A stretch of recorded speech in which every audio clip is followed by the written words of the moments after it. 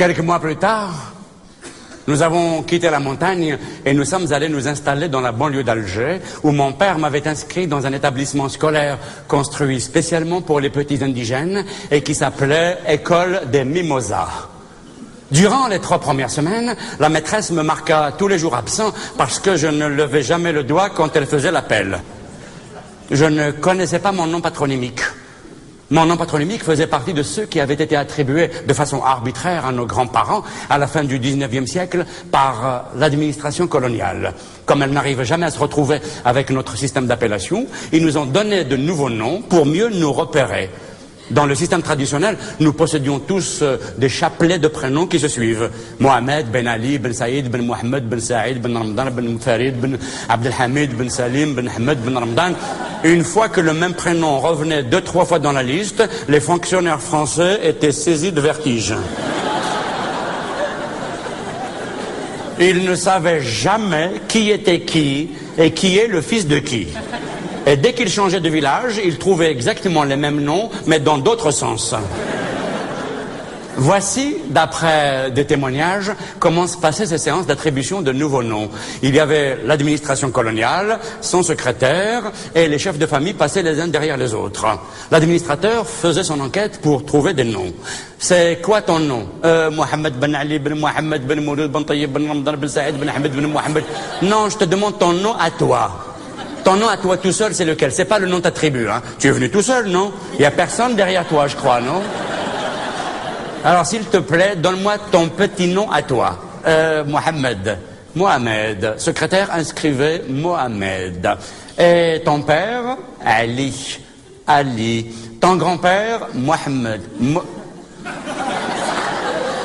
Mohamed. Donc, si j'ai bien compris la logique, ton arrière-grand-père s'appelle Mohamed, ton grand-père s'appelle Mohamed, toi tu t'appelles Mohamed, alors là, il y a un problème. C'est les noms du prophète, monsieur. Pardon?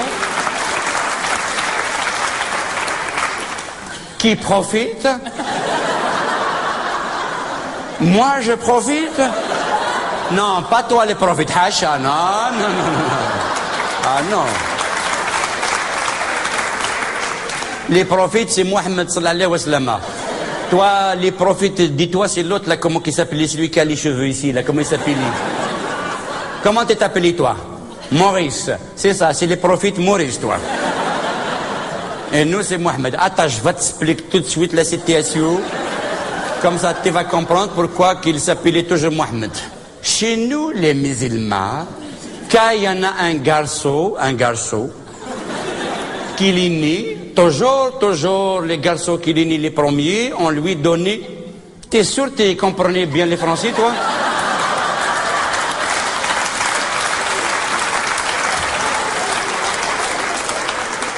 Tu me regardais comme ça.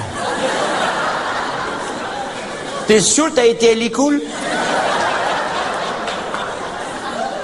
Attends, je vais parler doucement.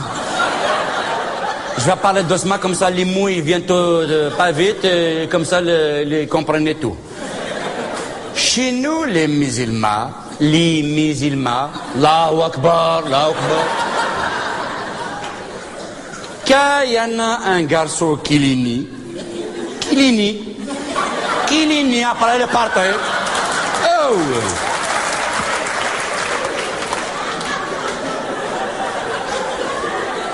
Il est parti au travail. Toujours, lui donner le nom de Mohamed par le respect qu'il faut qu'il ait donné pour les prophètes.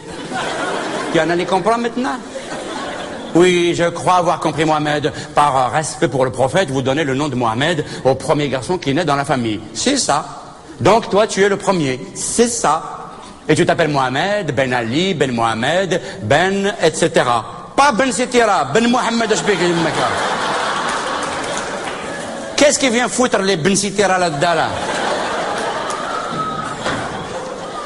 Mohamed, etc. est une locution latine qui veut dire... Bon, j'ai rien dit, on oublie. Dis-moi, le maréchal Ferrand, comment ça se fait qu'il porte exactement le même nom que toi?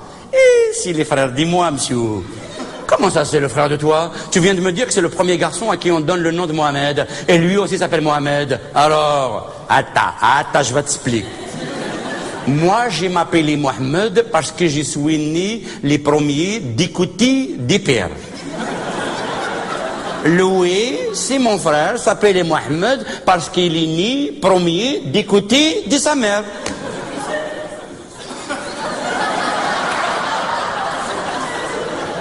Et donc de ta mère. Non, de sa mère à Louis, chacun sa mère alors. Qu'est-ce qu'ici? Et j'ai encore 4 autres frères qui s'appelaient Mohamed parce que mon père, il a posé 9 femmes. Oh putain! Ah, t'es pas ça, hein? C'est pas des pétanes, hein? والله غير دوك نحيلك يماك انا حرق ديال يما ما عندي نجبر والله غير دوك نحيلك امك انا هنا دي بيتان. Mohamed, putain, est une... Dis-moi, le marchand de Bourrico, tu sais, celui qui vend des ânes là-haut, sous le grand eucalyptus, le jeudi matin, tu sais, le jour du marché, c'est un de tes frères? Non. Comment ça, non? Eh non, c'est pas mon frère. Eh, c'est pas obligé, hein. Et comment ça se fait alors que lui aussi s'appelle Mohamed, Ben Ali, Ben Mohamed, Ben Mouloud? Attends. Louis, c'est un Mohamed Ben Ali Ben Mohamed de la tribu de Ben Mouloud, et moi je suis Mohamed Ben Ali Ben Mohamed de la tribu de Ben Mouloud. Mais c'est exactement la même chose. Ah non, c'est pas la même chose. Moi je suis un Mohamed Ben Ali Ben Mohamed de la tribu de Ben Mouloud d'en haut, et Louis de Ben Mouloud d'en bas. Alors, qu'est-ce qu'ici? Oh putain, oh excuse-moi. Donc, pour savoir qui était qui, l'administration coloniale avait divisé les tribus en familles, ils ont désigné des chefs, ils les convoquaient devant les mairies ou les bureaux improvisés à cet effet. L'opération avait duré des mois et des mois. Au début, les fonctionnaires français faisaient des efforts pour essayer de trouver des noms qui correspondaient plus ou moins à l'histoire de chaque famille. Mais au bout d'un moment, comme les gens ne parlaient pas la langue, ils ne comprenaient pas ce qu'on leur disait, les fonctionnaires, pour faire vite, ont commencé à bâcler. Tu viens de quelle tribu? Kistidi? Allez, c'est bon, tu t'appelleras Kistidi.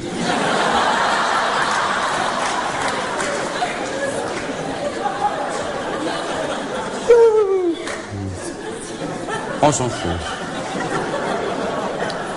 Ton petit nom, c'est quoi? Slimane. À partir d'aujourd'hui, tu seras Kistidi Slimane. D'accord? Et si quelqu'un te dit Kistidi Slimane, tu dis rien. Allez, au suivant. Et c'est comme ça qu'il y eut la famille Poussipa.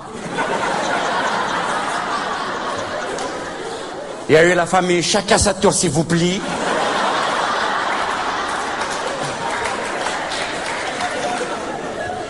Il y a la famille Tidikoun. La famille Merde alors. Et il y a la célèbre famille Kiskifichou. Ainsi qu'un tas d'autres noms que je n'oserais pas répéter ici devant vous et qui ont été tous changés au lendemain de l'indépendance.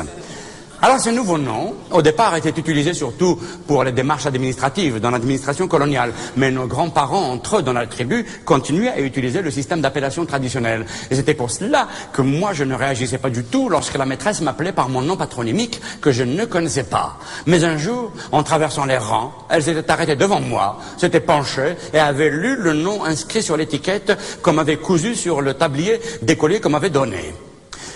Et là, elle s'est mise à hurler, à me parler dans sa langue que je ne comprenais pas. Puis soudain, elle me prit par le col de la chemise et entraînait chez le directeur qui, à son tour, m'avait passé un savon de Marseille sans que je susse là non plus de quoi il retournasse.